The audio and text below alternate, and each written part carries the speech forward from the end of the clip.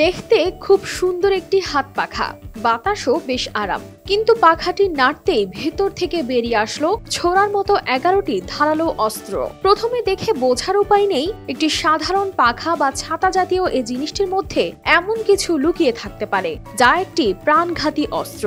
এভাবে সাধারণ জিনিসপত্রের ভেতরে প্রাচীন গোপন অস্ত্রগুলোকে নতুন জীবন দিচ্ছেন চীনের কারিগর শিচং। তার হাতের জাদুতে একসময়ের গোপন অস্ত্রগুলো পুনরায় তৈরি হচ্ছে জীবন্ত ইতিহাসে।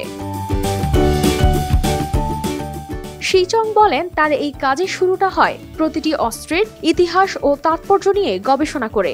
এই কাজে তিনি প্রথমে জানতে চান এই অস্ত্রগুলোর ঐতিহাসিক প্রেক্ষাপট কি, কিভাবে সেগুলো ব্যবহৃত হতো। এরপর তিনি মনোযোগী হন বর্তমান প্রযুক্তির সাহায্যে সেই গোপন অস্ত্রগুলোকে কিভাবে পুনর্নির্মাণ করা সম্ভব। এসব আগ্রহ থেকে তিনি এগিয়ে যান এবং কারিগরি কৌশলে তৈরি করেন নতুন অস্ত্র। কোয়ালিটি সম্পন্ন আন্তর্জাতিক মানের still bar CSRM, committed for better still.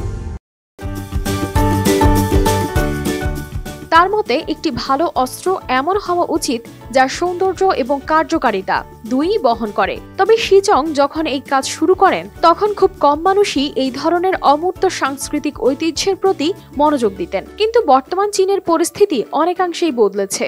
এখন দেশের মানুষ এই ঐতিহ্যের মূল্য বুঝতে শুরু করেছে ও তা ধরে রাখতে নানা উদ্যোগ নিচ্ছে।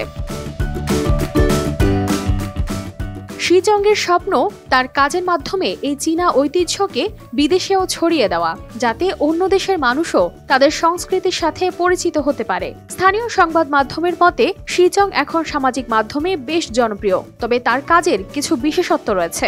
অনেক অস্ত্রই সাধারণ বাজারে বিক্রি হয় না, সেগুলো কেনার জন্য বিশেষ লাইসেন্সের প্রয়োজন হয়। কানিস ফাতেমা শিমু, RTV।